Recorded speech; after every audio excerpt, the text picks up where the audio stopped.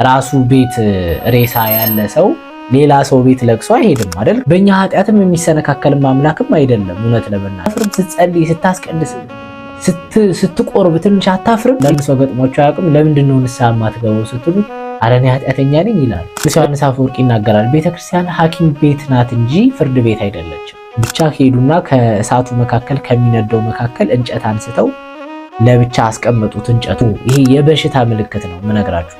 ሶስተኛው ሰይጣን እኛን የሚያታልልበት መንገድ። በስመ አብ ወወልድ ወመንፈስ ቅዱስ አሐዱ አምላክ አሜን። የተወደዳችሁ የእግዚአብሔር ቤተሰቦች እንደምን አላችሁ? አሜን። የአምላካችን የእግዚአብሔር ስም የተመሰገነና የከበረ ይሁንልን። ዛሬ በተግባራዊ ክርስትና ትምህርታችን የሰይጣን ማታለያዎች በሚል የተወሰነ እንማራለን። እግዚአብሔር አምላካችን ይግለጽልን።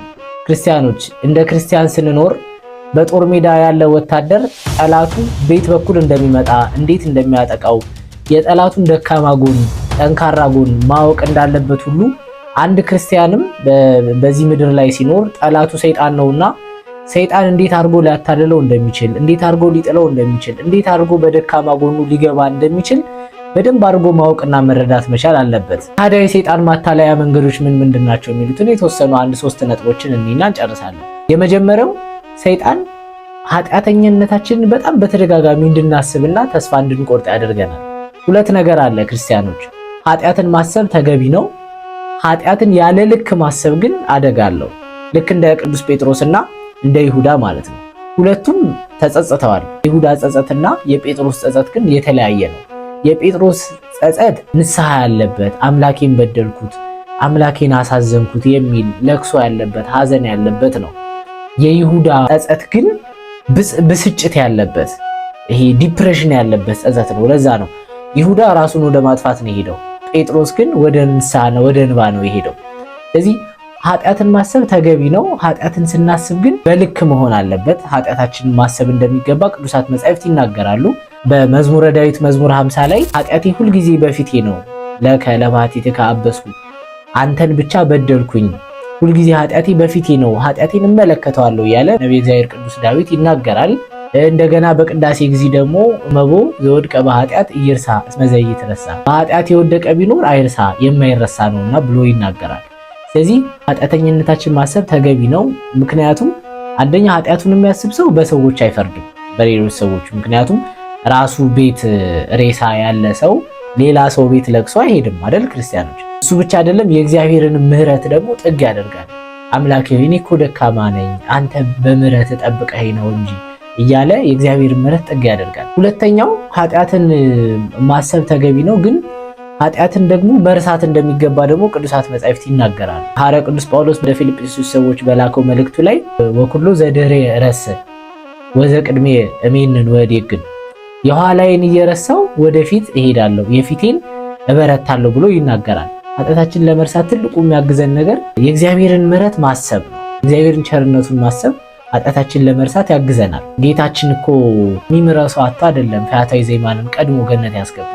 ፈያታዊ ዘይማን ማለት በአይሁድ ስርዓት ለፋሲካ ሁልጊዜ ሰዎች ይለቀቁ ነበረ። ምንም እንኳን ሌቦች ቢሆኑም ወንበዴዎች ቢሆኑም ምሕረት ይደረግላቸው ነበረ ለፋሲካ። ምሕረት ካልተደረገላቸው ሰዎች መካከል አንዱ ነበረ ፈያታዊ ዘይማን ማለት፣ ምሕረት የማይገባው ያልተገባው ሰው ማለት ነው። ያንን ግን ጌታ ምሮታል። ጌታችን ያደረጋቸውን ነገሮች ስትመለከቱ ማቴዎስን ከቀራጭነት፣ ቀራጭ ማለት እንግዲህ የመጨረሻ የሚጠላ ስራ ነበር። ከቀራጭነት ጠርቶታል ማቴዎስን። ማርያምን ተፍረት የተባለች ያቺ በኃጢአት ትኖር የነበረችውን ሴት እንዴት አድርጎ እንደጠራት ታስታውሳላችሁ። ስለዚህ ክርስቲያኖች የእግዚአብሔር ምሕረት በእኛ ኃጢአት የሚሸፈን አይደለም። እግዚአብሔር በቃ አሁንስ ሰለቸኝ፣ አሁንስ ይበቃሃል፣ እስከዛሬ ድረስ ታገስኩ የሚል አምላክ አይደለም። እኛ በተመለስን ቁጥር እርሱ ለመማርና ለመራራት የታመነ አምላክ ነው። በእኛ ኃጢአትም የሚሰነካከልም አምላክም አይደለም እውነት ለመናገር። ስለዚህ ሁል ጊዜ ኃጢአት ስንሰራና ተስፋ ለመቁረጥ አእምሯችን ባዘነበለብን ቁጥር የእግዚአብሔርን ምሕረትና የእግዚአብሔርን ቸርነት ማሰብ አለብን። ክርስቲያኖች ጠላቴ ሆይ በወድቅ እነሳለሁና ደስ አይበለን፣ እግዚአብሔር መሐሪ ነው፣ እግዚአብሔር ቸር ነው፣ አምላክ ይምረኛል ብለን ማሰብ አለብን። በዚህ በቅዱሳን ታሪክ ላይ አንድ አባት ሰይጣን በሁለት ነገር ይፈትነዋል። የመጀመሪያው ኃጢአቱን እያሳሰበ እንደዚህ አድርገህ ዝሙት ፈጽመህ እንደዚህ ሰርቀ ይህንን አድርገ በእግዚአብሔር ፊት ስትቆም ትንሽ አታፍርም? ስትጸልይ፣ ስታስቀድስ፣ ስትቆርብ ትንሽ አታፍርም? እያለ ያሳስበው ጀመር እና የአባት ልክ ይህንን ሰይጣን ሲያሳስበው እሱ የእግዚአብሔርን ምሕረትና ቸርነት ያስባል። እንዴ ቅዱስ ዳዊትን የማረ ቅዱስ ጴጥሮስን የማረ ኃጢአተኞችን የማረ ፈያታዊ ዜማን የማረ አምላክ እኔንስ አይምረኝም? እግዚአብሔር ቸር ነው፣ ኧረ እኔ ጻድቅ ነኝ ብሎ ያስብበታል። ከዛ ደግሞ በዚህ አላሸንፍ ሲለው ደግሞ ሁለተኛ ይመጣና ጻድቅ እኮ ነህ፣ በዚህ ገዳም እንዳንተ ያለ ጻድቅ ማን አለ?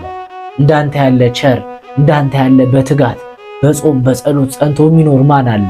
እንዴ አንተ እኮ ከነዚህ እዚህ ካሉ መነኮሳት ሁሉ የምትለይ ነህ እያለ በከንቱ ውዳሴ ይክበው ጀመር። ልክ በዚህ ሰዓት ደግሞ ምን ይለዋል የአባት? እግዚአብሔር ምሮኝ፣ እግዚአብሔር ይቅር ብሎኝ፣ የእግዚአብሔር ቸርነት ነው እንጂ እኔማ ከኃጢአተኞቹ ዋነኞች አልነበርኩኝ? ልክ ሐዋርያው ቅዱስ ጳውሎስ እንደተናገረው እኔ ከኃጢአተኞቹ ዋነኛ ነኝ፣ እኔ ኃጢአተኛ ነኝ ብሎ ደግሞ ያስባል። ስለዚህ ሰይጣን ምን አለው? አሸነፍከኝ ሞይከኒ፣ በትዕቢት ስመጣብህ በትሕትና ትመልሰኛለህ፣ በትሕትና ስመጣብህ ደግሞ በእግዚአብሔር ቸርነት ትመጣብኛለህና አሸነፍከኝ ብሎ ሄዷል። ስለዚህ ክርስቲያኖች ሁል ጊዜ አእምሯችን ወደ ተስፋ መቁረጥ፣ እኔስ አሁንስ ተስፋ የለኝም፣ እኔ አሁንስ ስንት ዓመት ሙሉ ታገልኩ ምንም ለውጥ አላመጥ፣ ምንም ተስፋ የለኝም ወደ ማለት ባዘነበለብን ቁጥር የእግዚአብሔር ምሕረት ማሰብ አለብን። ሁለተኛ ኃጢአታችን ለመርሳት ምንድነው ትሕትናንና ተስፋ መቁረጥን ለይተን ማየት አለብን። አንዳንድ ሰው ገጥሟቸው አያውቅም? ለምንድነው ንስሐ የማትገባው ስትሉት ኧረ እኔ ኃጢአተኛ ነኝ ይላል።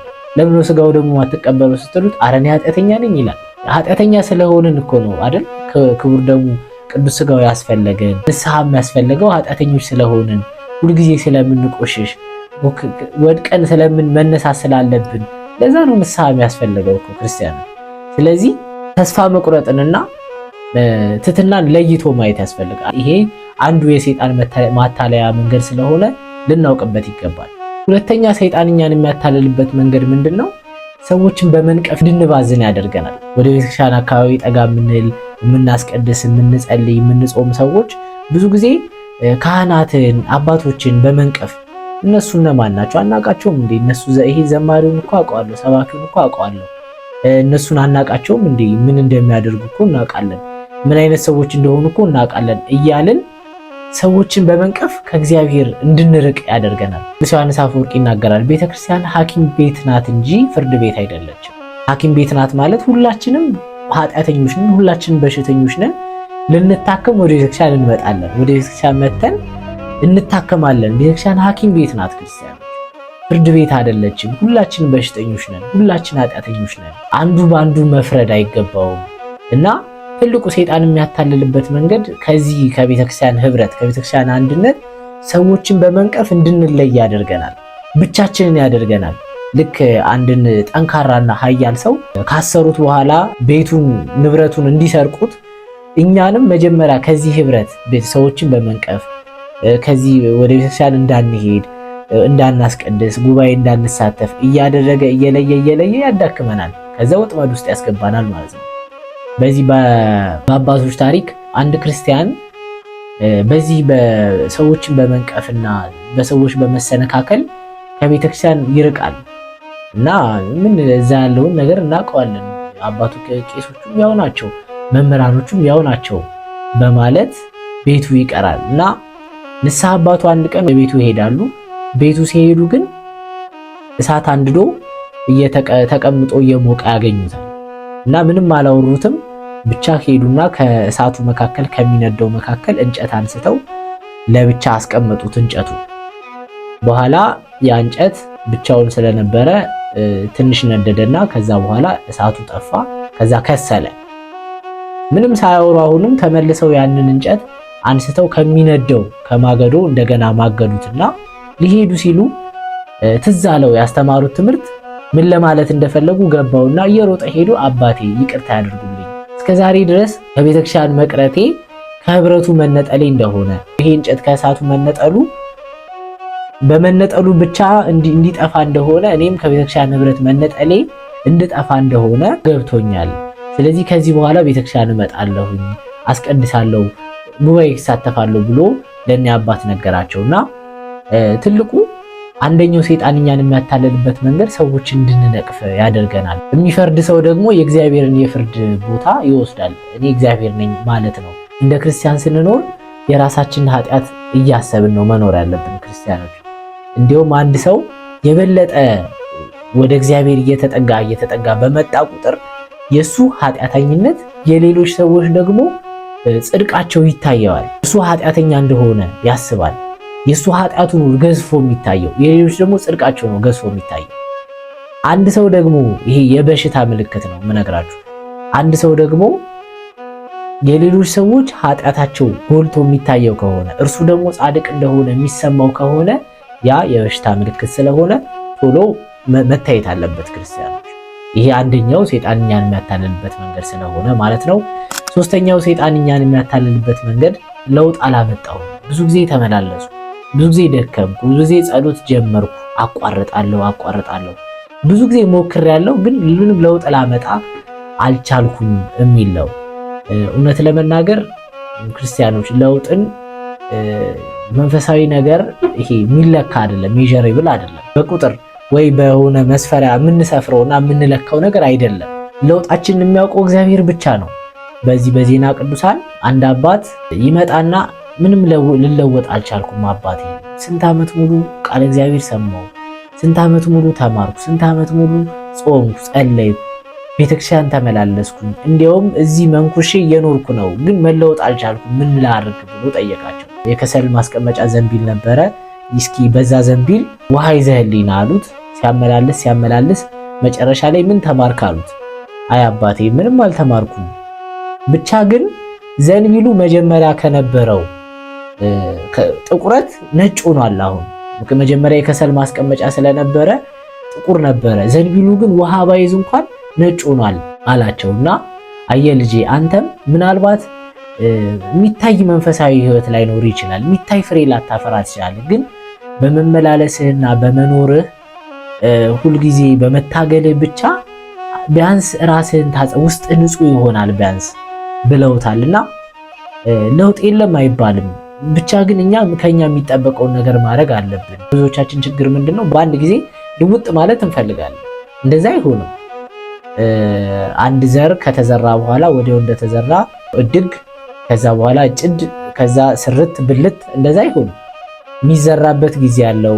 እንዲሁም መጀመሪያ መሬቱ ይለሰልሳል፣ ከዛ በኋላ ይዘራል፣ ከዛ በኋላ ብዙ ፕሮሰስ አለው እስኪያድግ ድረስ እስኪታጨድ፣ ከዛ ለመበላት ራሱ በጣም ብዙ ፕሮሰስ አለው ክርስቲያን እና እንትን አለው። መንፈሳዊ ህይወት ልምምድ ነው። ቀስ እያለ እየተለማመድን ዛሬ ዘውትር ጸሎት ከጸለይን ከዛ ውዳሴ ማርያም እየጨመርን ከዛ ከዳዊት አንድ የተወሰነ እያደረግን የምንመጣው እኛ ችግራችንና ማንለወጥበት ምክንያት ምንድነው? በአንድ ጊዜ ብዙ ጸሎት ወይም ሆነ ነገር እንጀምራለን። ከዛ በኋላ ወዲያው ደግሞ ሁሉን ነገር በአንዴ እንተዋለን። ስለዚህ ቀስ እያለ ህፃን ልጅ እኮ ልክ እንደተወለደ ወዲያውኑ ዳዴ አይልም። ከዛ ዳዴ፣ ከዛ በሁለት እግሩ፣ ከዛ እያለ እንደዛ አይደለም። በጣም በሁለት እግሩ እስኪቆም ራሱ በጣም ብዙ ፕሮሰስ አለው። ዳዴ ብሎ ከዛ ተለማምዶ እየወደቀ እየተነሳ ነው። እኛም እንደዛ ነው መሆን ያለብን ክርስቲያን። በአንድ ጊዜ አሁን ትምህርቶችን እንሰማለን፣ እንማራለን። በአንድ ጊዜ ግን ልውጥ ማለት አንችልም። አሁን በተለይ ያለንበት ዘመን በጣም ብዙዎቻችን በሰይጣን የምንታለልበት ነገር ይሄ ነው። ይሄ ክሊክ ጄነሬሽን ስለሆነ የሆነ ነገር ስንፈልግ ወዲያውኑ ክሊክ እናደርጋለን፣ ሙሉ ዝርግፍ ያደርጋል። መንፈሳዊ ሕይወት ግን እንደዛ አይደለም። በልምምድ ቀስ እያልን እያደግን እየተማረን እየወደቅን እየተነሳን የምንመጣበት ነው። ሐዋርያት እንኳን እኮ ከጌታ ጋር ቁጭ ብለው 3 ዓመት ከ3 ወር ሲማሩ ብዙ የሚጠራጠሩት ነገር ነበር፣ ያልገባቸው ነገር ነበር። ሰዎች መጥተው ደቀ መዛሙርትህን እኮ ልጄን ፈውሱልኝ አልኳቸው፣ እነሱ ግን ሊፈውሱልኝ አልቻሉም እየተባሉ ጌታ ሆይ እኛ ልንፈውስበት ያልቻልነው ምክንያቱ ምስጢሩ ምንድን ነው? እስኪ ንገረን። አይ እምነት ስለሌላችሁ ነው። እሺ እምነት ጨምረልን። እንደዚህ ያሉ ነው ሐዋርያት። መጨረሻ ላይ መንፈስ ቅዱስ ከወረደላቸው በኋላ በዚህ በጾመ ሐዋርያት ጾመው ነው ለማስተማር ይወጡ። እስከዚህ ድረስ ግን ገና አልበቁም ነበር ክርስቲያን ከጌታ ጋር እንኳን ሆነው። ስለዚህ እኛ የተወሰነ ትምህርት ሰምተን ወይ የተወሰነ ጸሎት ጸልየን በአንድ ጊዜ መለወጥን መፈለግ የለብንም። ሰይጣን አንዱ የሚያታልልበት እኛን መንገድ ይሄ ነው። በጣም ብዙ አሉ። እኛ ገና አልጀመርነውም። ለክርስቲያን ስንኖር ቅድም እንዳልኳችሁ እያንዳንዱ ሰይጣን የሚያታልልባቸው መንገዶች የሚመጣባቸው መንገዶች ማጥናት ማወቅ ቁጭ ብለን ማሰብ የኔ ደካማ ጎኔ ምንድነው ጠንካራ ጎኔ ምንድነው ልማዴ ምንድነው መጥፎ ልማዴ ምንድነው ያን ልማዴ እንዴት ልቀይረው እችላለሁ ቀስ እያልኩ እንዴት ላሻሽለው እችላለሁ እያልን የሰይጣን ማታለዮች ማጥናትና ማወቅ እንደ ክርስቲያን መኖር እግዚአብሔርን ደግሞ ቸርነቱን ረድኤቱን መጠየቅ ያስፈልገናል። እግዚአብሔር አምላካችን የሁላችን መጨረሻ ያሳምርልን። ይቆየን።